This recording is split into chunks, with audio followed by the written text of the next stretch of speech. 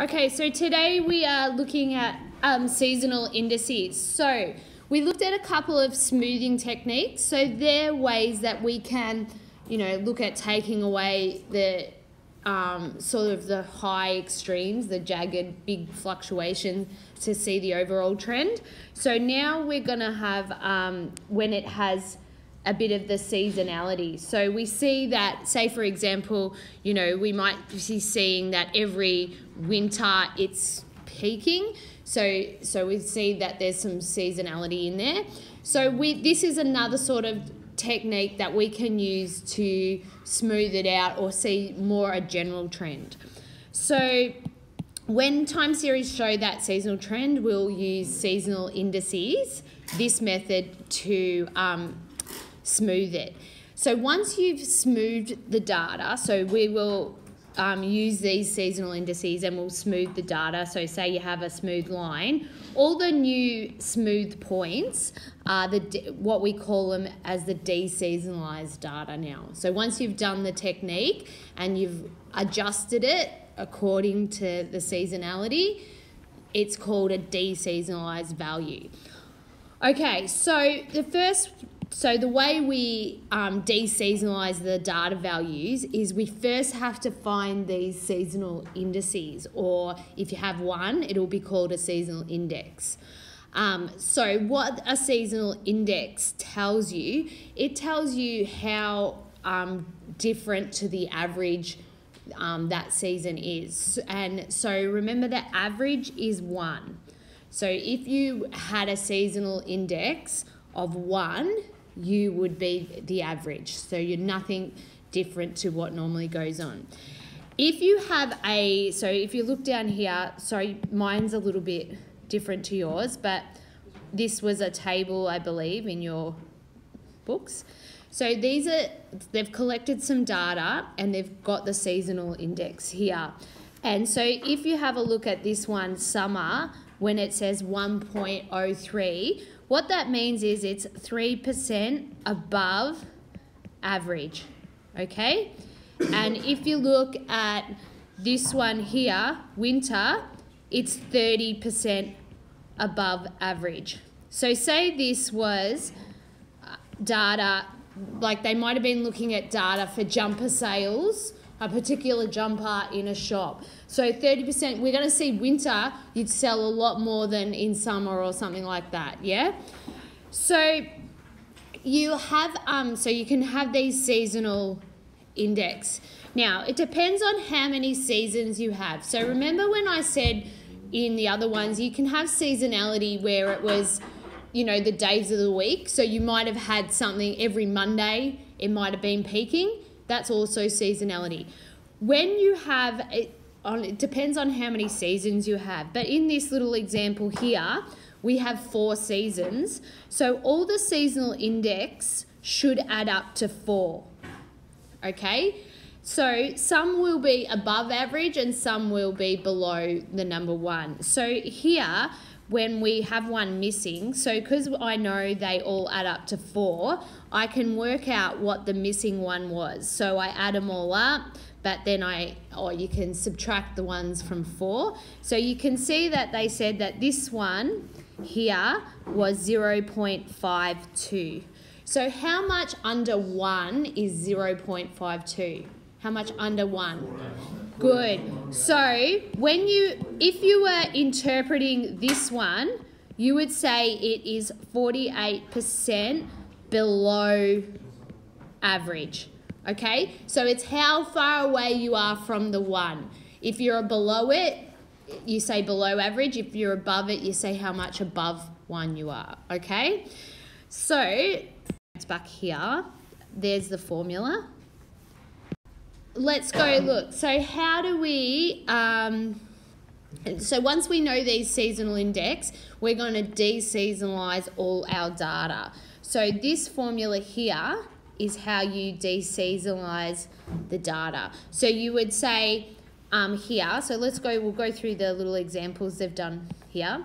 They said if the actual sales for winter, so this shop sold 2,500 in winter, But we know that it's above average in winter, so we want to de-seasonalize this value.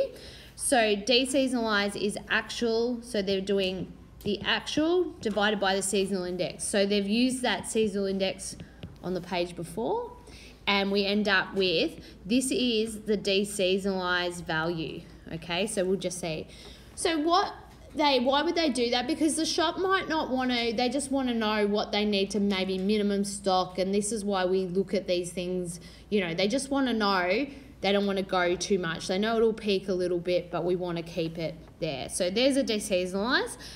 So in summer, here's another example.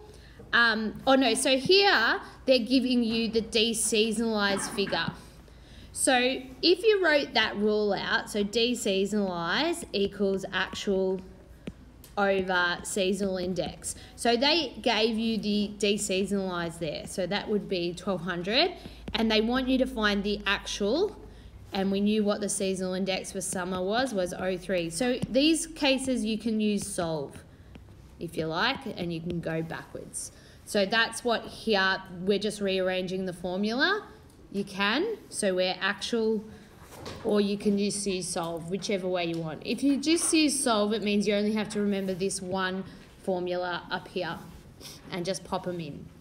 Okay, so are the figures for summer higher or lower than average? And we've already interpreted this. We know when we have a seasonal index of 1.03, how much higher than 1 is it? 3, so it's 3% above average. Okay, should have been in your... All right, so here is an exam question on this. So the table below shows the long-term average of number of meals served at a restaurant each day. Also shown is the seasonal index. So just so you know, these numbers here are actuals, yeah? So if you want to write that, they're actual numbers. And obviously here are the seasonal indices. Now, if you look here, it's saying we've actually got 7 days of the week. So if I add up all my seasonal indices, they should all add up to 7, okay? Now, can you see, I can't do that. I can't do 7 minus all the rest, because can you see there's actually 2 missing? So that wouldn't, how do I know though how those 2 break up? I can see what it's missing, but I can't. So what we're going to have to do is we're going to have to actually work out the seasonal index. And the seasonal index, okay, so the seasonal index formula is, the way they work that out is they do the actual divided by the seasonal average. No, this is seasonal index. So this is for this seasonal, if we're finding the seasonal index, if we don't know it, okay? So this is how you calculate it. So in this case, so let's work out how to find the seasonal average. How do you find a seasonal average? Is you add up everything, yeah? And then you divide by how many there is. So for me to go, I'm just gonna, on a side note, I'm gonna work out the seasonal average. So the seasonal average is you add up all the actuals, so which is 89 plus 93 plus 110 plus 132 plus 145 plus 190 plus 160, and I would divide by 7 because there's 7 of them, and I'm going to get a seasonal average. What are the number of meals average out per day? All right, so I've done that, and sorry, I get the seasonal average to be 131. So when I added all these up and divided by 7, I got the average to be 131. So going back to working out the seasonal index, you'll do the actual divided by 131. So if it's this Saturday up here, I'll do 190 divided by 131, and I get 1.45. And if I do the Sunday one, I'll just change that, and it'd be 160 divided by 131, and I will get 1.22. So if you add all those seasonal index up now, they should add up to 7. So let's go through these multi-choice questions and work out the answer. So the seasonal index for Wednesday is 0.8. Okay, so 0.84, so how they want you to explain what that means. So how far below 1 is it? Yeah, so it's 16 below 1, so it's 16% below average.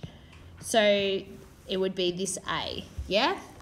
Okay, the seasonal index for Saturday is closest to, we'd already worked that out, so we've got 145, so that 1.45, so that's that. So if we were looking at all this, so Saturday and Sunday are well above average, aren't they? Particularly Saturday, 45% above average. Now this makes sense. This is meals at a restaurant. Saturday would be more popular. It is important that you think of it logically as well, because that'll help you pick up if you've stuffed up. Yeah. All right, so it says last Tuesday, 108 meals were served at the restaurant. So they just gave me an actual there. And the de-seasonalize meals. So what you need to start doing is look for what they're asking. They want the de-seasonalize number. As soon as I see that, I just write the formula for de-seasonalize equals actual over seasonal index. So that way I know they must have given me everything. So they did, they gave me the actual, and I can go back and look on Tuesday and see what the seasonal index was. And what was it? Yep, 0.71. So you'll de-seasonalize. Now, let's have a think about what we should see. If 0.71 means it's below average, so if we're trying to balance it out to come back, we should see the de-seasonalized value should increase. Yeah, if your index is below, this should go up. So if you do 108 divided by 7.1, what do we get? Yep, so 150, about 152, which was E. Good. So that's all the things you're going to do. Sometimes you're going to have to find the seasonal index and do that calculation, which I showed you with that exam question, and then sometimes de-seasonalize. We have to just be really careful reading the questions. These next couple of questions are ones that do really badly in the exam. I'm going to go through them all, so you have them in here, okay? So there shouldn't be an excuse, but let's go through them. So a retail fashion sales for a large department store during spring has a seasonal index of 1.25.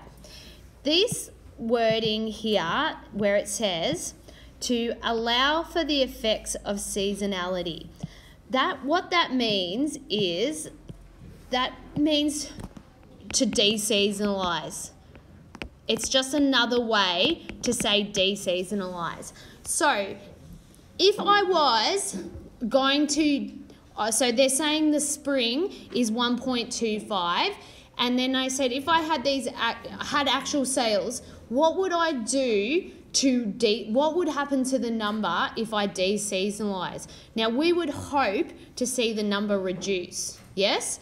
Now here they're talking in percentages. So what I say to you, if I told you I'm going to make up an actual sale for spring, and I'm going to say let it equal 100, okay? So if I show you now, if I de-seasonalized this value, I would have 100 divided by the seasonal index, 1.25. So let's see what happens to that 100 when you divide by 1.25, you get 80. Now that makes sense, doesn't it? Spring is above average. To bring it back down, it should reduce. Now I used 100 So you can see what percentage did it drop by. If it went from 100 to 80, dropped by 20. So we need to decrease by 20.